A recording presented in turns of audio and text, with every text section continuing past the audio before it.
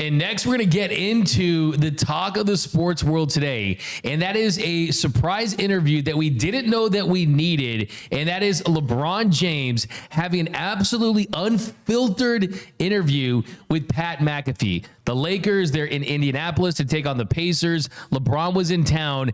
And he went to Pat McAfee's studio and he opened up on a lot of things.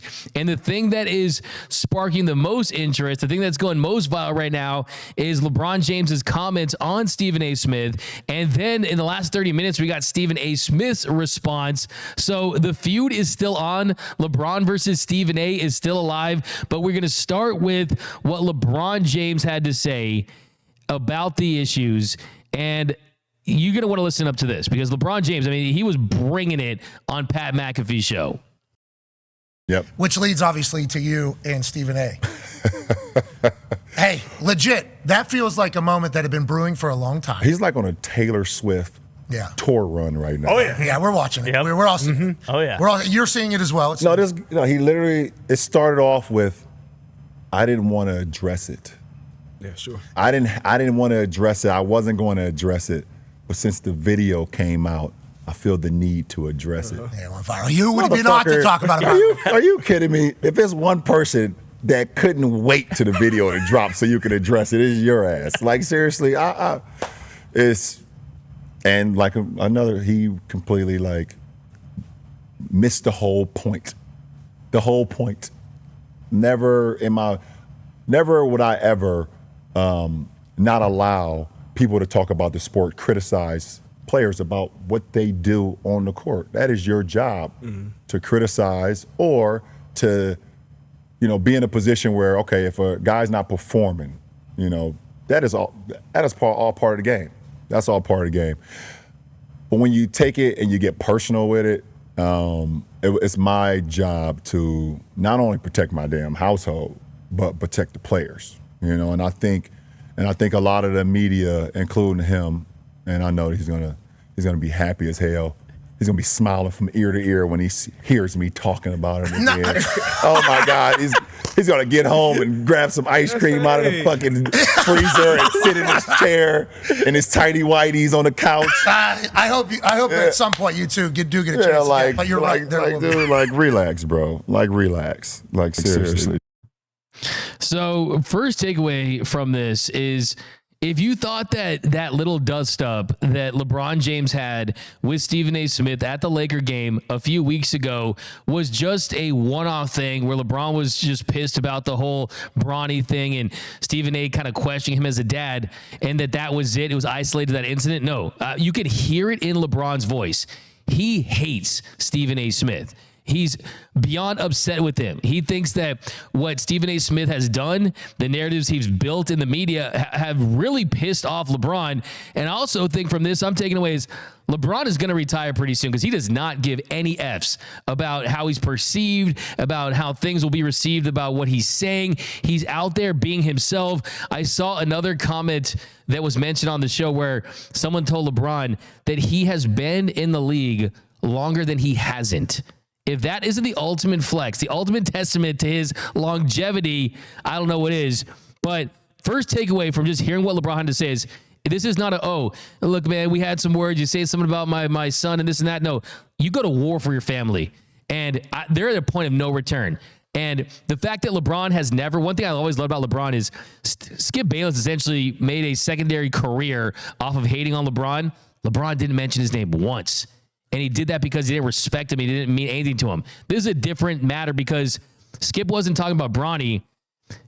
Stephen A. was talking about Bronny. That's his son, right? That's Lassid, right? I mean, that's Bronny James. And I'm here, like, give me this. I'm the Michael Jackson gift with the popcorn. I'm here for all of this. I love this. Yeah. I shout to Pat McAfee for doing this interview. This is going to, I haven't even watched the whole thing. I'm going home, kicking up my feet. I'm watching every single second of this. But J-Rob, just what's your initial reaction, your initial kind of takeaways just from that first segment right there? LeBron is fed up. It is, listen, for a long time, D-Mac, LeBron has listened to multiple people talk about him in media, and he really doesn't give too many things too much friction. I mean, maybe when he responded to Charles Barkley that one time, but he doesn't go back and forth with the media. But you stepped on his toes when you talked about Bronny James. And the biggest issue I have with Stephen A and all of this, you literally said, I'm pleading with you, LeBron James, as a father. Stop this. And then you played a low light reel of Bronny against the 76ers.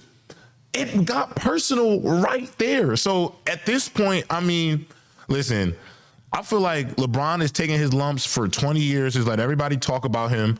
And listen, me and you are journalists. Like, you can't be mad when the rabbit got the gun, and they decide to talk about you. Like, we get paid to talk about these people all the time. So if they decide to, and I think that the way that LeBron's going at this is it's almost he's getting under Stephen A. Smith's skin now with the way he's talking about it, kind of dismissing him.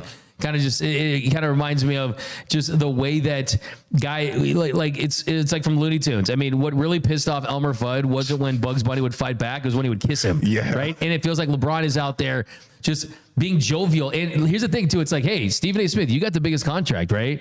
But Pat McAfee is kind of the movement. He's kind of like that next generation of guys that have helped evolve the sports industry. And LeBron James doesn't do very many interviews. I can count them on one hand. JJ Redick. I mean, like when you see LeBron James at places like that outside the basketball court, it's an ultimate sign of just how famous he is. It doesn't feel real when he's just sitting there on his couch, LeBron logo on the hat. That's how famous he is. So for him to kind of say, hey, I'm going to the dude on your network, right, that I know that some of the executives at ESPN, we know how profitable he is, but not everyone loves Pat McAfee. And some people might criticize the fact that he has him on the network that is also Stephen A. Smith's network. But I think that says a lot too. And think about LeBron James. There's nothing by accident. Everything's extremely calculated. Right. And here's another example of that. But let's move on to this next clip and hear what LeBron had to say.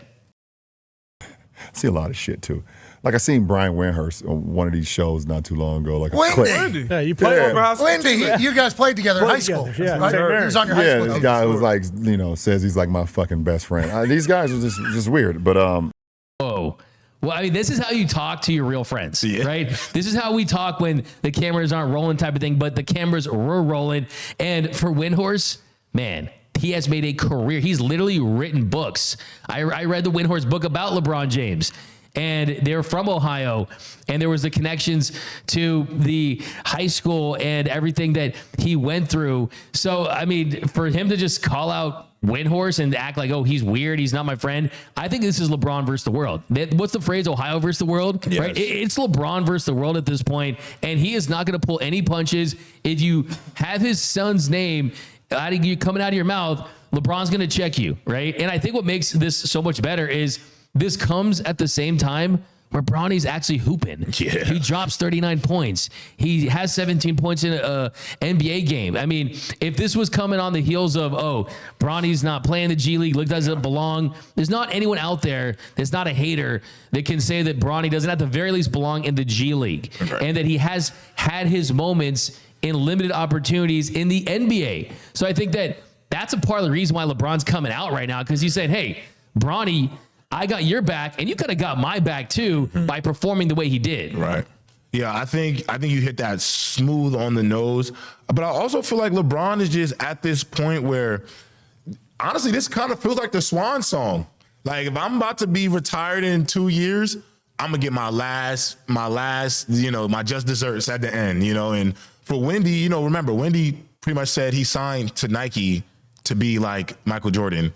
And LeBron pretty much was like, what are you talking about? Clearly took offense to that. I was like, I signed because I'm from the hood, and they would offer me $90 million to sign this check. And so, you could tell that LeBron is at a point where, I mean, he's not, I think you said it best, he's not pulling any punches, and he shouldn't. At this point, what does he have to prove to any of you? He's, in my opinion, the greatest basketball player ever. And listen, if this was Michael Jordan or Kobe, this would be attached to what made them so feisty and feared and competitive and all of that. So why can't LeBron do it? Yeah, and this is like the LeBron James from years ago wouldn't have touched this with a 100-foot pole. It'd be about Beats by Dr. Dre and all the sponsorships and the image and him with big scissors cutting the ribbons to a school that he funded in that version of LeBron James. And this version of LeBron James is saying, I am a made man. You think he's the best player of all time? I think Michael Jordan is, but it's a debate. It's a conversation that needs to be had. It's going to be happening until the end of time.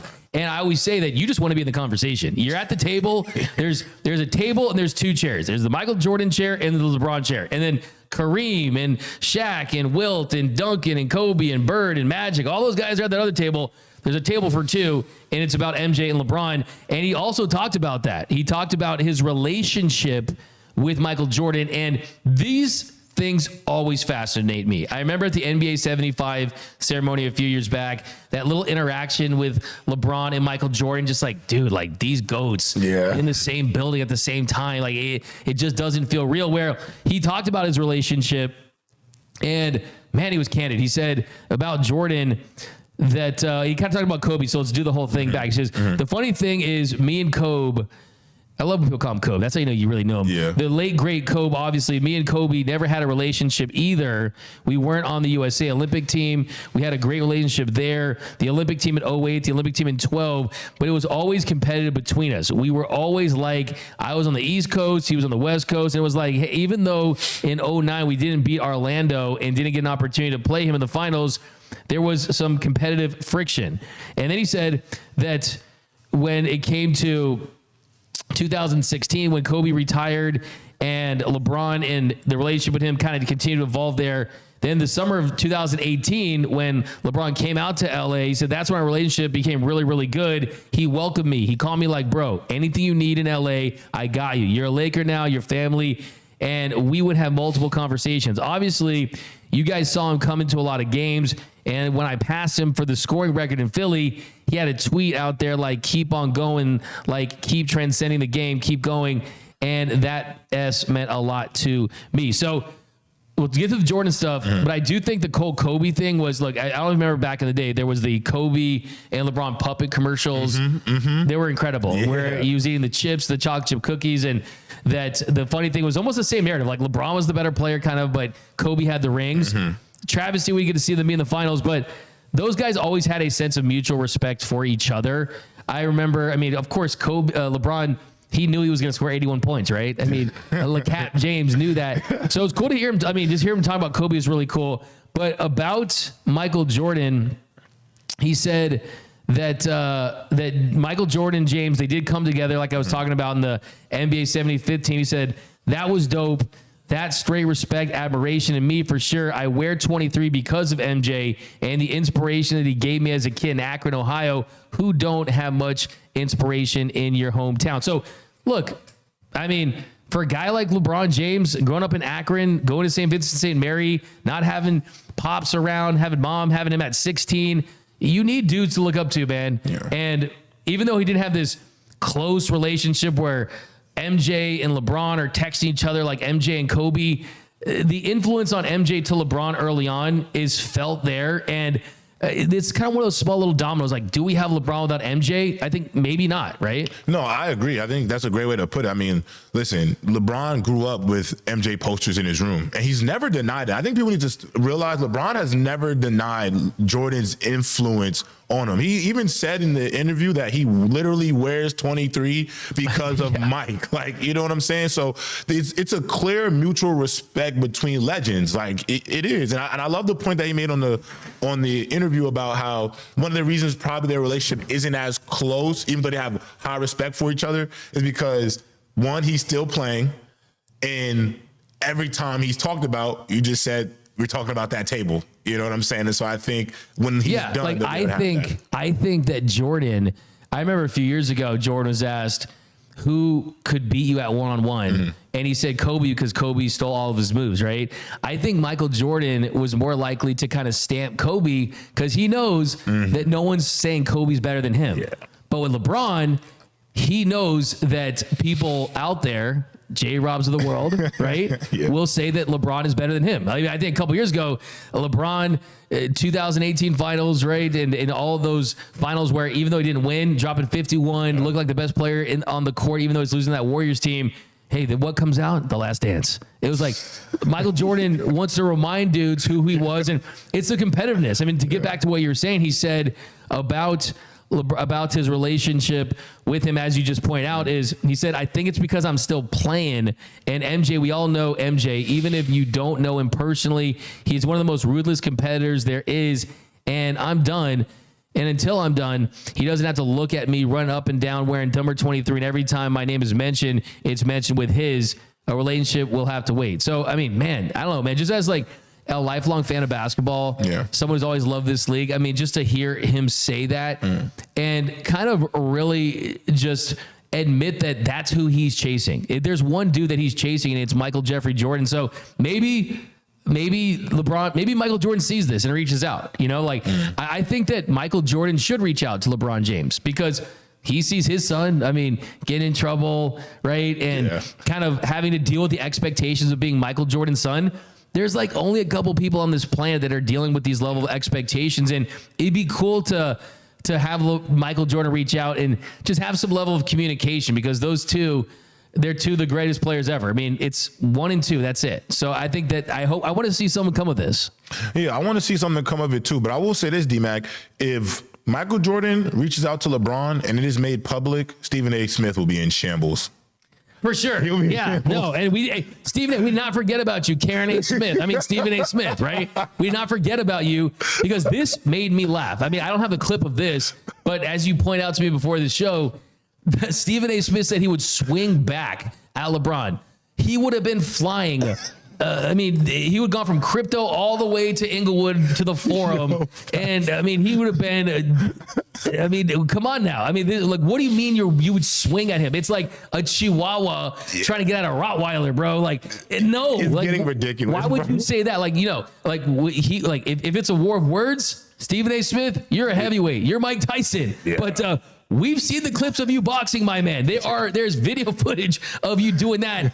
And LeBron James, my man's 6'7", 6'8", $1 million on the body. Like, why even go there? Yeah, I don't get that point either. I truly feel like maybe his pride as a man was hurt in that moment because it was so viral. He walked up and he pressed you in front of the whole world to see.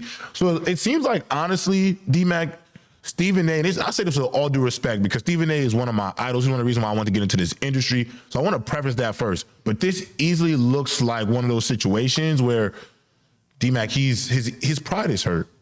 His pride is hurt because he also called LeBron James a liar and two-faced. How are you two-faced to somebody who don't show respect to your kid? You get what I'm saying? Yeah. How am I two-faced for that? Yeah, so this is the thing. LeBron is responding, right? Thank you. Stephen A. Smith, he crossed a line, and you brought it up at the start of this show. It's one thing to say something, okay, like you're the reason he got drafted, okay? It's one thing to say, sure, did he deserve to be the 55th pick based on what he did at the time? No. Has he made that look like a good pick at this point? I think he has. But showing lowlights of him as if he's like Lake Show Yo on X, showing like Westbrook highlights, right, with the air banks and things like that, that is not cool because what you're trying to do is you're trying to break someone, man, before they have ever done anything. But let's listen to Stephen A. Smith. So this Stephen A. Smith also, like you said, called him a liar, saying he was full of it. This was Stephen A. Smith just minutes ago responding to LeBron's comments on Pat McAfee. I didn't think that Pat McAfee disrespected me or did me wrong in any way. He did his job, and I got no problems with it. My issue is with LeBron James. And I just want to say for the record, LeBron James is full of it. And in this particular instance, as it pertains to his son, he is a liar. And he went on national television today and he lied again. So he's calling him a liar. What's he lying about? Yeah, What's he lying about? I don't know. Like, that's the thing. I watched the interview. I think when Stephen A. first addressed this he was trying to say that like his point wasn't directed at Bronny. It was directed at him because he said, as a father, he said, LeBron James, as a father, make this stop. But the thing that he has yet to acknowledge in all of this, you don't acknowledge the low light. You know what I'm saying? And him, the Monty Joneses of the world, they were very critical of this move. And it's okay. Like, this is the thing, D-Mac, I loved on the other show when you said, you can, with new information, you can backtrack. Yeah. I don't understand why he can't just backtrack a little bit. You know what I'm saying? Like, LeBron's not a liar. You came at his kid. He came back at you. He could have been had a beef with you. Yeah, he's got to be like, look, he's got to be like, LeBron and Savannah, they were talking about that story. There's a clip that was going viral about LeBron at Media Day. And it's funny because Bronny is right there.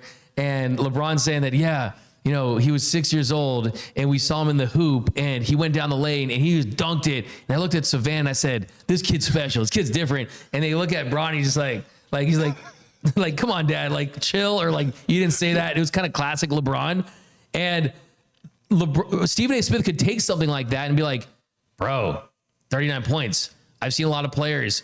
He is pretty good. LeBron James clearly knew what he was doing. Right. LeBron James knew what was best for his son. That was to be in the NBA and take advantage of his stature and get him drafted and get him in a comfortable situation and take the L, man. Right. Take the L like a lot of people, including myself, are taking right now on their opinions towards LeBron. But the problem is he's doubling and tripling down, saying that he would fight him at this point. All I got to say at this point is like, seriously, I like you said you're a big fan of Stephen A. Smith. Me too. I don't hate it. Yeah. Stephen A. I grew up on Stephen A. Smith. I might not be sitting here if it weren't for Stephen A. Smith. Right. Like, so I enjoy the confrontation. I kind of respect the fact that he's not backing down.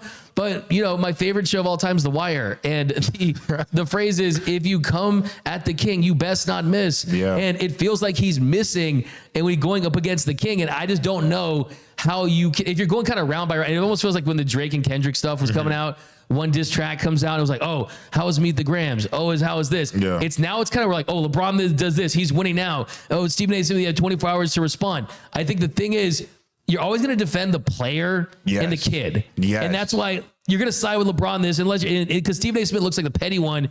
Let's get them on First Take, man. Let's get them on First Take.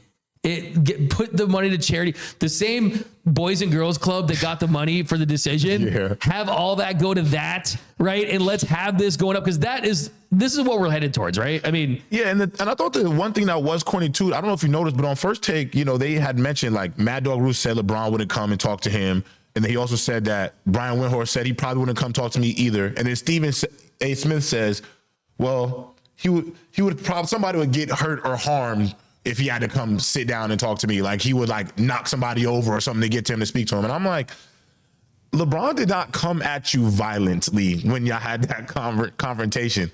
And the doubling, the tripling down, it's D-Mac, this is all ego.